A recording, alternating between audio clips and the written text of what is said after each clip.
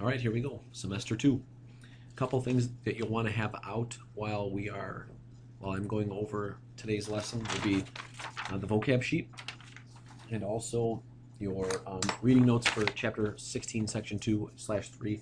And I would say you want to start the notes that you're going to take today on this, the right-hand side of section 2. And if you need more space, then go over to the second side. But start with section 2. Okay, we start with this image. Not a pretty image, but you can get a gist of where we're heading with this. The face of the snake is supposed to be a guy named William Jennings Bryan that you should have read about today or tonight at some point, and he's going to emerge as the leader of the Populist Party, and the Populist Party is going to it's going to be around for a very brief period of time, and what actually ends up happening is the reverse of what this cartoon suggests. The Democratic Party is going to, in fact, eat up the Populist Party and make it a part of their larger political party. But this is suggesting that the Populists had an opportunity to devour the Democratic Party. My goal for what I'm going to do here tonight is to just simply evaluate the political situation of the late 19th century, so stuff that's happening after Reconstruction. By the end of this lesson, you should understand just the following concepts. The idea of laissez-faire economics, something about civil service reform, and then just an introduction to the idea of American populism. Some of the terms that I expect we should get to today would be on the vocab sheet would be the Gilded Age. We already talked about stalemate, I think, in fourth period. We can talk about it in third period also. The concept of assassination, spoils system, and then the overall concept of reform.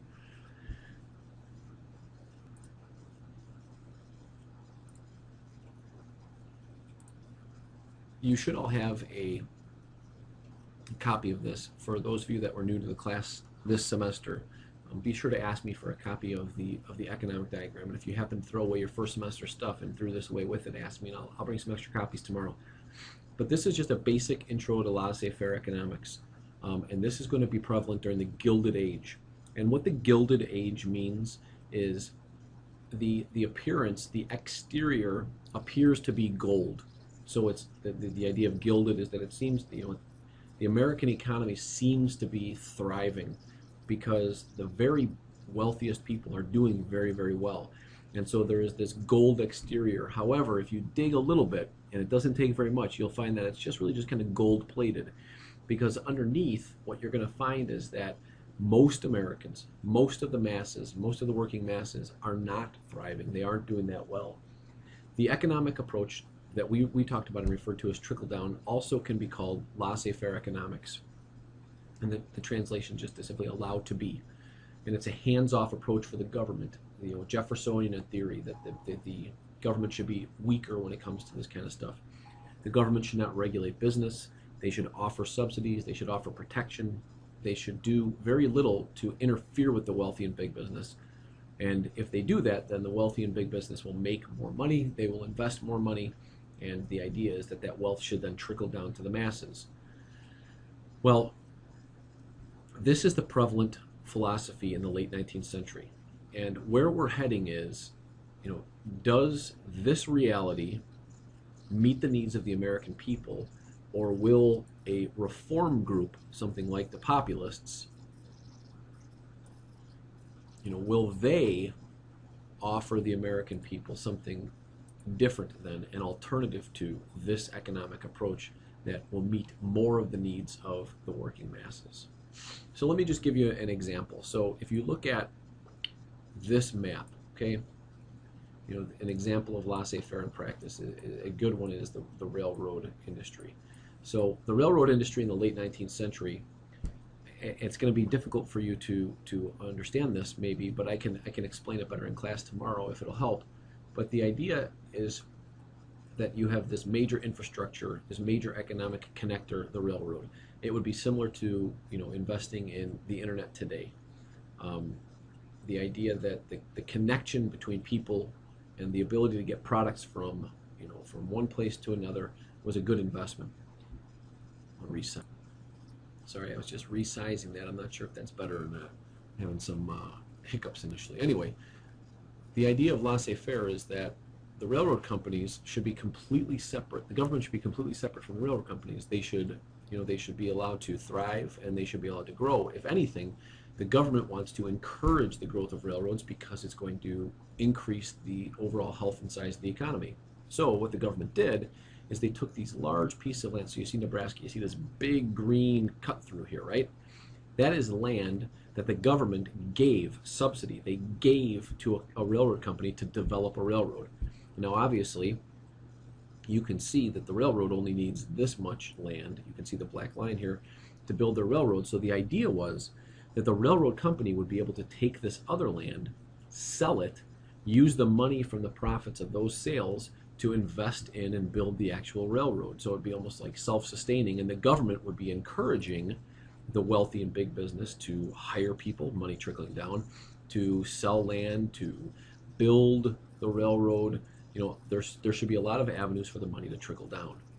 Now, what we have to figure out is, and we'll talk about this a little bit tomorrow, how does this kind of situation, which is the government giving the wealthy and big business opportunities to grow and expand so that more money will trickle down, and we will also build this connected market with a expansive railroad network.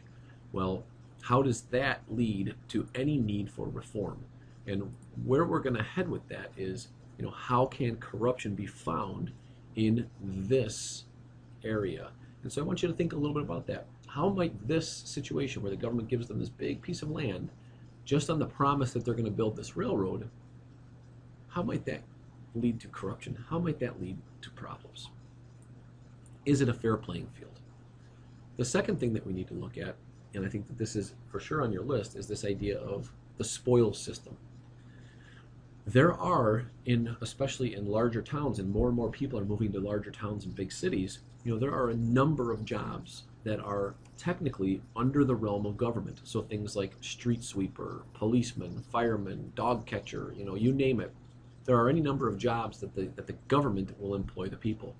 Well, what ends up happening in the civil service is what those jobs are called, civil service, is they become a part of this spoils system where everything is connected. So if you are one of these laborers or you're one of the managers of a civil service job, so a fireman and then the chief, things like that, the connection is constant, so that your job as the street sweeper is dependent on the guy who is the mayor staying the mayor. Because if somebody else were to be elected mayor, the reason he's going to be elected mayor is that a whole bunch of different people voted for him to become mayor, and all of those people would expect jobs. They would all expect rewards for their loyalty. So the political process and the system of voting isn't necessarily connected to a guy at this end, whether it's the mayor or the alderman, who promises that they're going to do right by the people or promises that they're going to do the best thing to protect the rights of the people. But instead, you're voting for the person who's going to keep you in your job, or if this is a private business, who your manager says, our owner thinks that this politician is the best for us to stay in business. So if you'd like to keep your job, it's best that you vote for them. So think about how you'd approach voting if your job is connected to your ability to keep your job, is connected to who's elected to different offices. There will be, and I'm not going to get into too great a detail here, but there will be, within the Republican Party specifically, a movement to reform the civil service process, to say that this is not the way that it's meant to work, that the alderman and mayor are no longer looking out for the rights of the people, but they're just looking for ways to continue to keep their power. And in the Republican Party, we get this group, and I'm going to focus in on this one. The Republicans called them half-breeds because what they wanted to do was they wanted to break this system. They wanted to come in and say, the spoils system is negative. We would like to have people who are going to take these different jobs and be qualified. They should take some kind of test that tells us that they could do these jobs. In 1880, a half-breed named James Garfield was elected president, and he begins the process of appointing jobs and appointing people to positions that earned them, that deserved them. And that's going to lead directly to his assassination. He is shot on July 2nd, just months after he is inaugurated, because somebody who thought they deserved a job, somebody who thought they were in this line, that they did all they were supposed to do to get a job, he did not get the job he wanted, and so he blamed the president of the United States, and so he assassinated him. And so an assassination is the murder of an elected official, right? An assassination is the murder of an elected official, usually for some cause. Okay, the last thing I want to look at today is the emergence of the Populist Party, and this is more into section 3, and this is really what we're going to focus on in class tomorrow. What I wanted to set the stage for in this first part is the need for reform. And in 1892, a third political party is going to start in the West, calling themselves the Populists. And the Populists are intent on reform. And when I use that word reform, and that's on your vocabulary list, they want to take what is the status quo and they want to change it, because they believe that what's happening, right, the things that are happening, are not benefiting people, and they want to change them so that they benefit people. The Populists were intent on reform, right? They did not want to see only the spoils system end, but many other corrupt political practices. And the Populists envisioned a voting coalition. I'd like you to add this. On the back, I left you some blanks. I'd like you to add, under do-gooder, I'd like you to add voting coalition. And a voting coalition is a group of people that have similar or like-minded political thoughts, and they vote together, and the power of the combination of that group allows the people who they support to get elected. And so the Populists thought they might be able to put together a voting coalition made up of farmers and the industrial laborers in the East. If those two ever got on the same page, we could call them the masses. If we looked at our thing here, they'd be the triangle. The Populists believed that if they got those two together, that they could maybe create an unstoppable political force. And so tomorrow in class, what we're going to do is we're going to look specifically at what is it that the Populists saw as the problems, and how did they intend on reforming them. So our activity at the beginning of class tomorrow is going to be focused on the Populists and how they view what was happening, specifically things like this, right? What was happening and how they needed to be changed. So we will pick up there tomorrow.